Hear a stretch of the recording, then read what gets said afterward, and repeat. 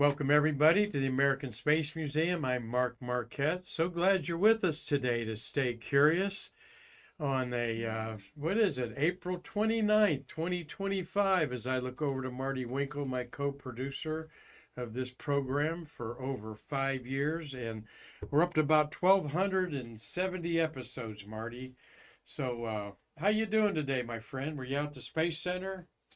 Yeah, I was out there today again and saw Barbara Morgan, who's such a nice person, so friendly and just like a lot of the astronauts. But every time I see another astronaut, this one's one of my favorite, and it's just Yeah, right. It is. It is. We've got a few. We've got some nicknames for, like Grumpy, but we won't go there. But yeah, Barbara Morgan was the backup to Krista McAuliffe, and then waited 21 years after the tragedy of Challenger to fly in space again, or for the first time.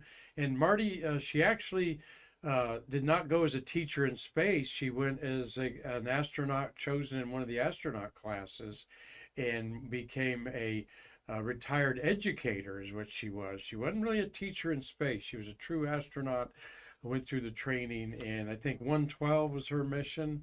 I know what the patch looks like. It's a square patch, but hope to get out and talk to her, as I understand she is interested in Shuttle Fest. Of course, our big event a couple weeks ago was a big success and has attracted some attention from other astronauts. And so we're in a very happy place where we can really develop Shuttle Fest 5 and beyond with some really not just astronauts, but space workers that want to be involved in it. And speaking of space workers, we want to say hi to Wes Woodside and his daughter, Karen Clendenin, over here. They're off to my left watching Stay Curious. And Mr. Woodside is a space worker from the Apollo era and shuttle, and we can't wait to have you on our little Stay Curious program here. And Karen has been on with her.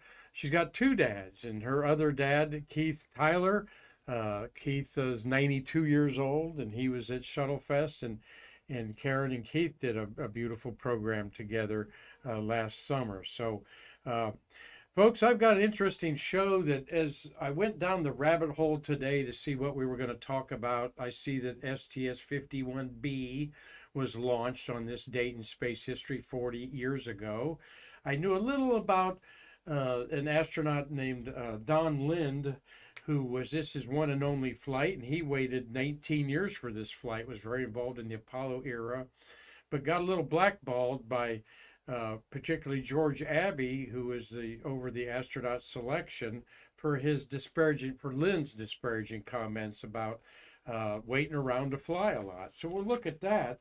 But 51B also had an astronaut named Taylor Wang, the first Chinese naturalized citizen to go to space as part of a jet propulsion lab experiment that he created. And his experiment didn't work right, and he got a little uptight. And the full result of that, the rabbit hole I went down is, have you heard that they did have a combination lock on the hatch of the shuttle, Marty, from time to time? Not every mission, but I did my research, and definitely this incident on 51B promoted a combination lock that some commanders put on the hatch. So are you staying curious enough? We hope so, and thank you for Gary Gerald joining us today. Gary's in Collins, Georgia, about ready to harvest those Vidalia onions, I believe. So Doug Force is in Los Angeles. Mitch Rothman is going to be here hopefully tomorrow. Mitch, I'll give you a call. Tommy Usiak's in Pennsylvania. We got Robert Laws up in Dundee, Scotland, enjoying his evening cocktail. Bob Mayran's down in Miami.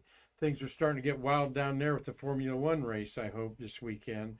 And Robert Law says he got to meet Barbara Morgan in 2019. And that's why it's fun to be us, Robert, as we got 5 days to meet her if we want. Marty's been out there three times already out there to see her. And we kind of make friends with these people, like making business friends, these astronauts. And importantly, they get to know what the American Space Museum is all about, because we're all about preserving the birth of America's space age right in its delivery room, Brevard County, Florida. And they also hear about Shuttle Fest. Yes, absolutely. Yeah, they're hearing about Shuttle Fest out there. So, Steve Jokums, hi to you up in Fox Lake, Illinois. Tom Celentano is in Connecticut. And Julie Clay saying hello to us there. Hi, Julie. Hope you're doing well.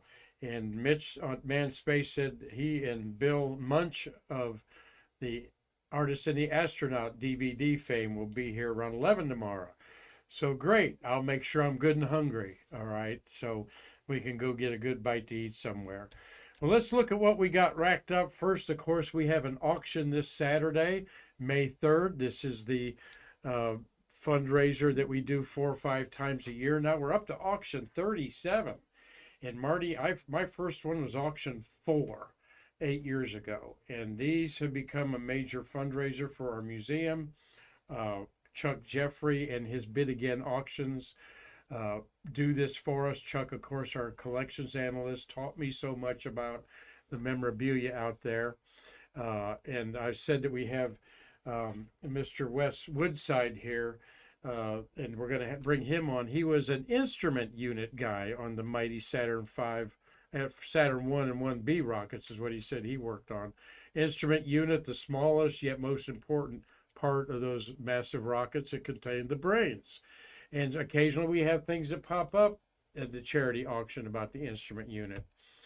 We'll talk about that in a minute. 13 humans orbiting Earth, 633 in the whole history of what would Hugh Harris say? All eternity. Yeah, the late Hugh Harris would say in all eternity, 633 humans have orbited the Earth. And Mr. Woodside and I were talking a little bit ago, and I think that's a low number. I mean, I thought it'd be like 3,000 by the year we're living in now, but that shows you how hard it is. So why have I got this slide up here? Because it's going to be 10 people sometime in the middle of the night when Shenzhou 19 comes back from their heavenly palace, the Chinese space station. The replacement crew went up 3 days ago. And so we're going to drop from 3 women in space to 2. And those 2 women will be on our International Space Station, Crew 10 Dragon, where going to have Nicole Ayers and Commander Ann McLean do a spacewalk tomorrow. And you can watch that live on YouTube, just like you're watching us on YouTube today.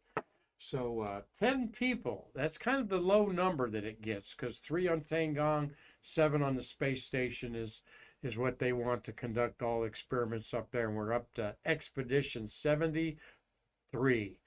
And the first expedition was November 25 years ago coming up. So think about that for a minute. Again, there's our auction and an idea. You can bid now, pre-bid. The gavel falls Saturday at noon. And we've got things like Bob Seek, the great launch director of 57 shuttles, but more importantly, an architect of the shuttle management side. Bob, very important. He's got a lot of his personal stuff in there he's letting go of. You can have this for about $5,000. It's Neil, Buzz, and Michael Collins' autographs on what they called insurance covers. While they were in quarantine before the launch, they signed these covers as money to their families should they perish in the flight. They couldn't get much life insurance, as dangerous as the job was. In fact, if you could get insured, you couldn't get much. So that's what these would go for back in the day. And today they're one of the biggest collectible items out there and one of the most expensive. Anything with Neil Armstrong, Buzz Aldrin, and Michael Collins on it is an instant $3,000, okay? And then there could be a bidding more on this for 10 grand because they're getting scarce. They don't come up every auction. And the little Silver Snoopy Award down there.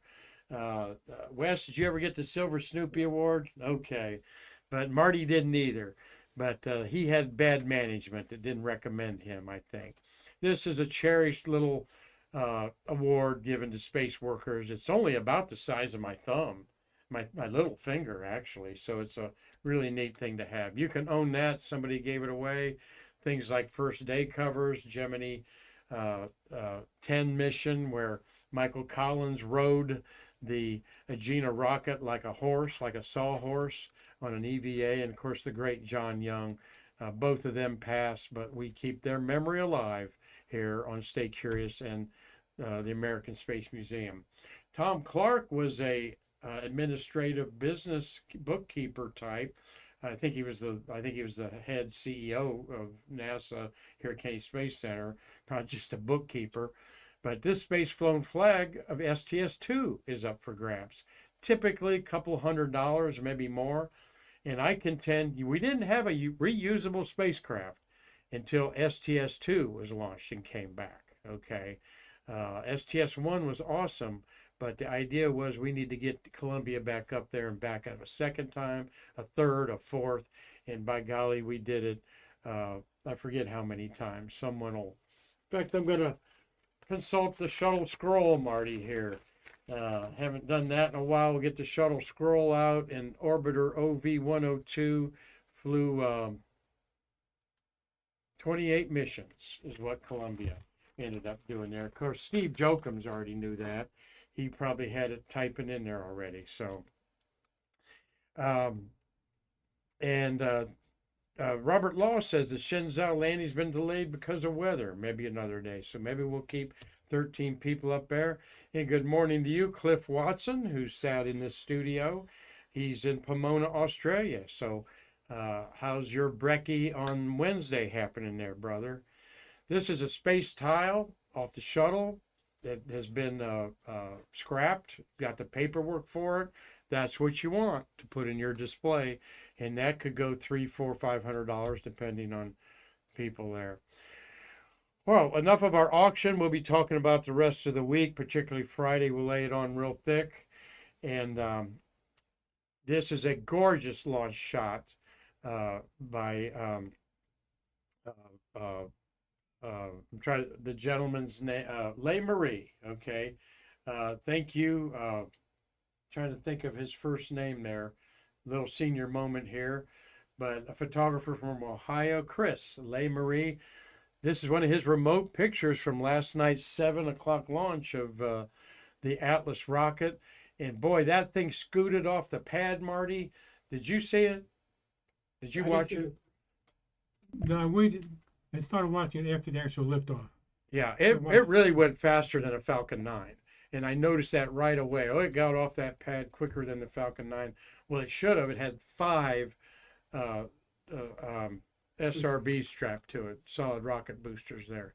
Great shot, Chris Le Marie. You're getting your craft down, and it was a twilight shot. Look at the beautiful glow on those clouds. That is just a beautiful postcard shot. Hope you can sell it, young man, and pay for your trip down here.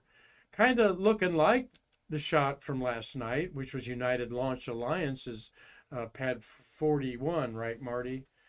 Yeah. And they're going to try to do 11 launches this year, 10 to 11 launches. And this was this Amazon Kuiper communication system that's going to have 3,000 satellites up there. And they need 60 launches to pull that off. But here is the shot taken by Steve Nolte and Bob Preston, the team with Tom and Mark Usiak. Tommy, I guess you weren't here for this one, not sure, but my notes say that Steve Nolte and Bob Preston took this Hasselblad shot and of STS-43. Let's talk about that mission here. Not 43, 41B. That's the alphabet numbers.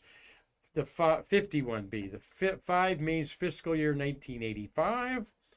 Okay, which it was launched in 1985 on April 29th.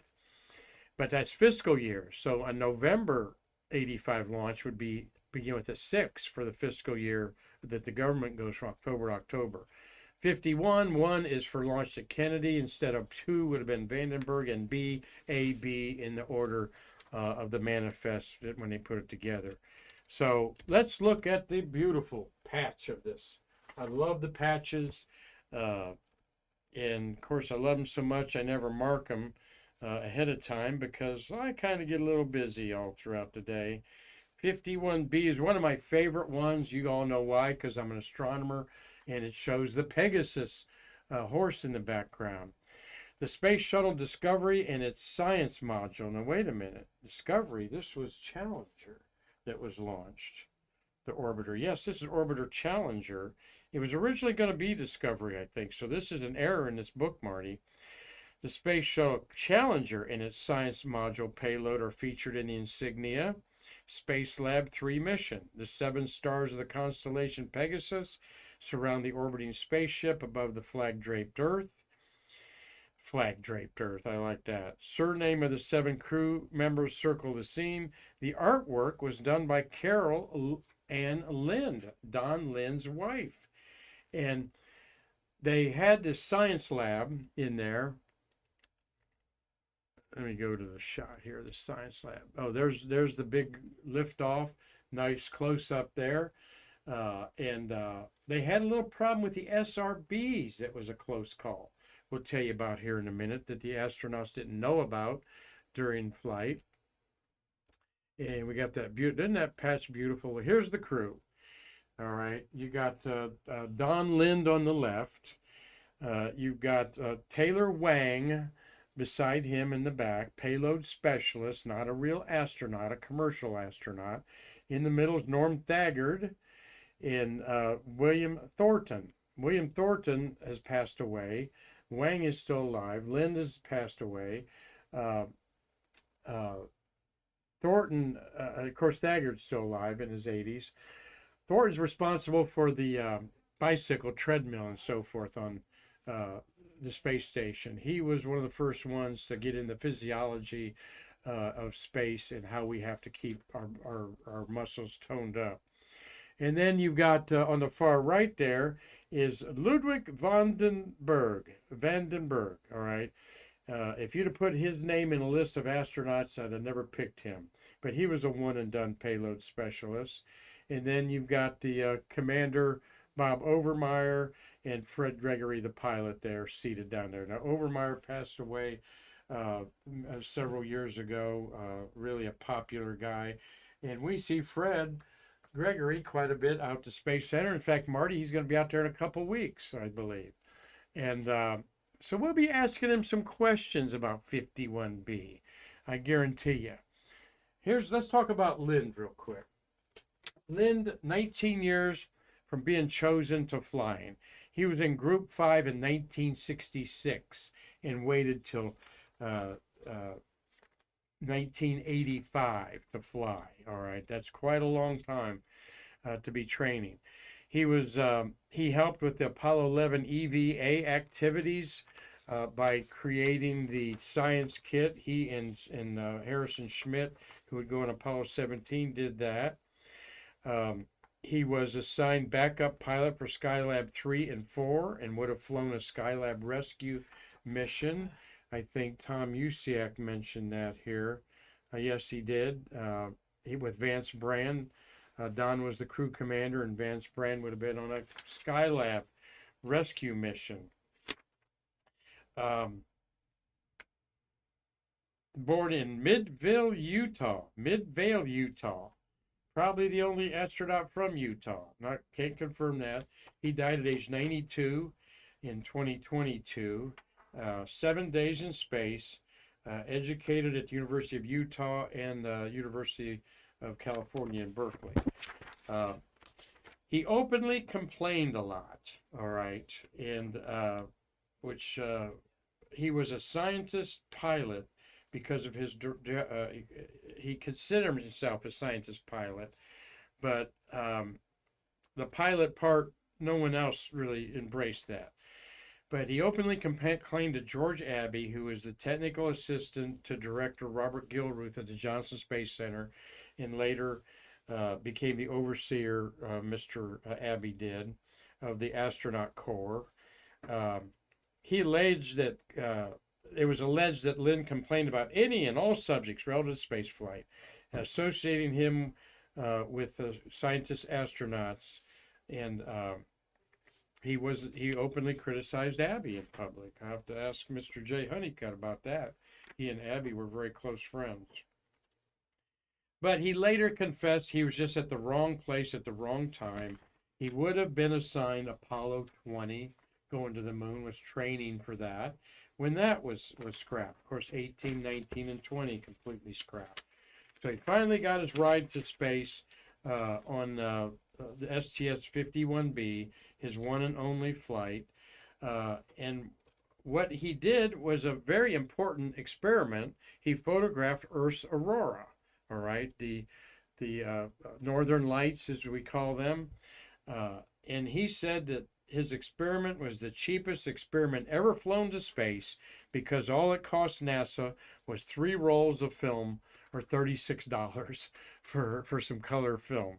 And he later retired, and of course, as you could guess, he taught at the University of Utah State University, his alma mater. And interesting that his wife made the beautiful patch. It's one of my favorite patches there. So there you have Mr. Lynn there. Marty, you got a question? No, Mark, I have a comment. Don Lynn, like I said, is from Utah, but if you want to count him, Jake Garn was from Utah. Who's also from Utah? Jake Garn. Jake Garn's from Utah. That's Right. right. And Jake Garn wasn't classed as an astronaut. He was a space participant in there, but yep. And he's the only Latter-day Saint astronaut, okay, the Mormons up there. And of course, that's interesting as we celebrate all religions and so forth here on the museum. Yep, Tom says, yeah, only Steve and Bob were on that one. And he came down a few weeks later for 51D. So now let's talk about what I tease everybody about. At some point in time, a lock was put on the hatch of the shuttle. And Marty, I kind of thought that was like a, urban legend. But I did my research, folks, and I even listened to a CBS broadcast by Dan Rather in an interview with Brian O'Connor, who actually Brian O'Connor says he did put a lock on the hatch on there. And here's why. This gentleman, Mr. Wang, and I'm not going to disparage him, he's still alive, and he is a very recognized scientist with a lot of awards, a great credible career. Well, Wang was Taylor Gunjin Wang, was a Chinese-born Taiwanese American scientist and became the first person of Chinese origin to go to space in 1985. And there he is in the tunnel connecting the cabin of the shuttle to the SpaceLab. And so he got a doctorate degree in science, particularly low temperature physics, superfluids. Well, he came up with an experiment while working at the Jet Propulsion Lab called the Drop Dynamics experiment. It was a liquid bubble in a container. And by studying this, they could tell about the dynamics of fluids in space in 1985. This was breakthrough science being done every day now on the International Space Station. Well, what happened? He was chosen to be on this SpaceLab, and there's everybody working in the SpaceLab. There are a few of them. There he is in the backdrop with this experiment right here. That looks like Thornton, and I think that's Lynn's back of his head there. So what happened was he gets to space, and here's his quote from Wang.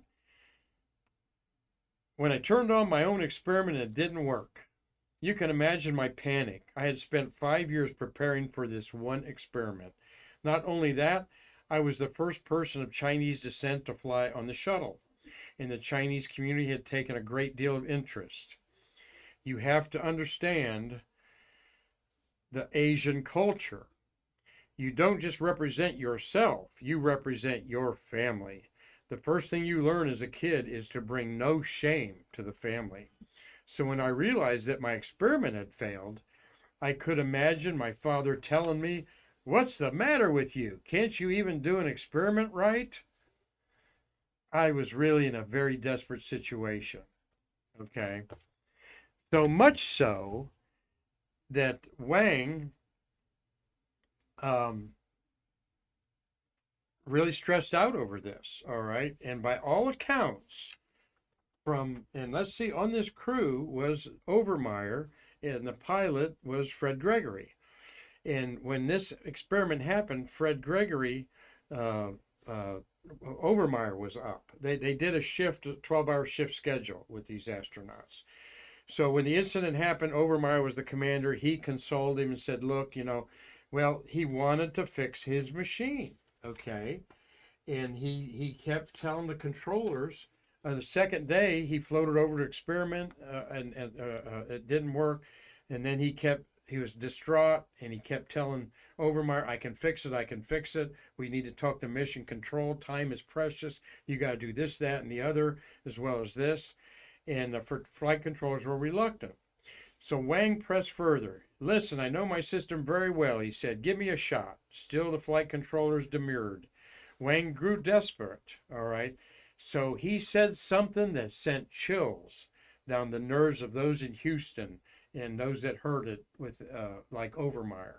Hey, if you guys don't give me a chance to repair my instrument, I'm not coming back. All right. Well, what do you mean by that? I'm not coming back. Well, now what happens is substantiated by interviews with such astronauts as Henry Hartsfield, the commander of the next SpaceLab mission that took flight 6 months after Wang's flight.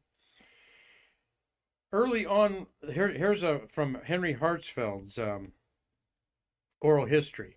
Early on, when we were flying payload specialists, we had one payload specialist that became obsessed with the hatch. You mean all I got to do is turn the handle and the hatch opens and the air goes out? Is what Hartsfield was saying, this guy said. It was kind of scary.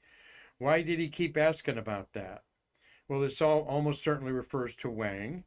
And in the depths of his depression, like he said, he wasn't going to come back if they didn't let him fix it. Well, they let him fix it. It got fixed, successful, did a lot of data that was some groundbreaking data on fluids in space at the time. All right. Now, not only did Henry Hartsfield say that 6 months later or so, but John Fabian and Marty, we've seen John Fabian many times, STS-7 with Sally Ride and another mission. Fabian was a mission specialist the very next flight after Wang's 51G. Mission specialists are not professional astronauts, okay? They are up there for do an experiment or something like our good friend Charlie Walker. The flight carried two payload specialists, a French fighter pilot, Patrick Baudry, and Saudi Arabian Prince Sultan bin Salman Al Saud, the first Arabian to fly space. Fabian says, quote, we put a lock on the door of the side hatch. It was installed when we got into orbit so that the door could not be opened from the inside and commit hara-kiri, kill the whole crew. That was not because of anybody we had on our flight, but because of a concern about someone who'd flown before on 51B. All right. In Hartsfield reiterated this, okay. And in November 1985, Brewster Shaw was on 61B, not 51B, 61B, a mission that carried the first Mexican astronaut, payload specialist Rudolfo Niravila, okay. And he's Mexico's only astronaut. The incident with Wang was fresh on Shaw's mind. Quote, Shaw said in oral history, we didn't know Rudolfo very well. He kind of showed up late in the process and wasn't here all the time. And, we really didn't get to know him very well. So I wasn't too sure about his human reliability. I'm probably a paranoid kind of guy, but I didn't know what he was going to do in orbit, said Brewster Shaw. So we got to orbit. I went down to the hatch on the side of the orbiter and I padlocked the hatch control so you could not open the hatch, Shaw said. I mean, on the orbiter, you can go down there and you just flip this thing and you crank the handle once and the hatch opens and all the air goes out and everybody with it, just like that. I thought to myself, geez, I don't know this guy very well. He might flip out or something. So I padlocked the hatch shut right after we got on orbit, and I didn't take the padlock off until we were in deorbit prep. Marty, how's this stuff ringing with you? Well, I think I'd do the same thing Brewster did. I'd keep it locked. Yeah. Had you heard about the lock? No, well, I heard, years ago, yes, I heard about was there a lock, was there not a lock, and I never knew for sure. And then over the years, I forgot about it. Yeah. Well, we never asked Travis Thompson about that. That's something I would have liked to have maybe But I don't think he would have known. And he might not know because he wasn't in there when they shut the whole thing. Brian O'Connor confirmed all of this. In fact, he was given a picture of this. I looked up the CBS News report by Dan Rather, and here was a photograph that they found among pictures. CBS is in the corner there. There's the lock on the hatch mechanism door. The picture was shown to Brian O'Connor, and he said, "Yep, I put that lock on there." And the only people I gave the combination to were NASA astronauts. Didn't trust the non-NASA astronauts. So there you have it. The lock on the door. Taylor Wang, like I want to say, and I know some Chinese people, and I do understand the Chinese that you do represent your family. This whole Harry Carey thing of committing suicide is to dishonor your family type of thing. Very deep in their culture, but there's the lock, combination lock there. And who do you trust with that, Carlton Bailey? Thanks for watching today. And Nick Sedler's watching today. And my daughter Jessie with the granddaughters McKinley and Macy's watching today. Well, I would just want to say that Taylor Wang, there he is in later life. He is 80. How old is he? He's 85. He's going to be 85 in June. Became a centennial professor at Vanderbilt University in Nashville. He has written about 200 journal articles and holds 28 U.S. patents on acoustics, drops and bubble dynamics, coalition drops. His experiments were carried out on other missions without him there aboard the United SpaceLab 3, of course, in 85, and the Microgravity Laboratory 1 and 2 on board there. And he's received the Space Flight Medal by NASA in 1985, and so on and so forth. So there I've covered myself by not disparaging him, but this is apparently a chapter of space shuttle history that we now have made you less curious about there. So fascinating story, isn't it, Marty? And you have a question. Answer your question, yes, very fascinating. Well, we got a question from Steve Oakham. Did the mission specialist not go through the same psychological exams as the rest of the crew? Doesn't appear not, Steve. I don't know for sure. We have to ask somebody, and we will. I may ask Fred Gregory about that. Fred's a very. You can ask Charlie next week. We'll ask Charlie. Yeah, that's right. Charlie's a mission specialist, and we'll ask him what kind of psychological things and stories that Charlie's got about this. So, like I said, 2 hours ago when I was going down the rabbit hole of what am I going to talk about to you good folks today, I didn't know we'd be talking about Taylor Wang and a lock on the hatch of the shuttle. But there you go. There you have it. So as we do space history, I thank all of you for watching today. And let's see, in 1972, on April 27th, 1972, Apollo 16, just a couple days ago, completed the next to the last flight to the moon. And there's our good friend Chris Callie's artwork of the Apollo 16 mission. Of course, the iconic picture is John Young, the commander, jumping up 3 feet in the air and saluting Old Glory.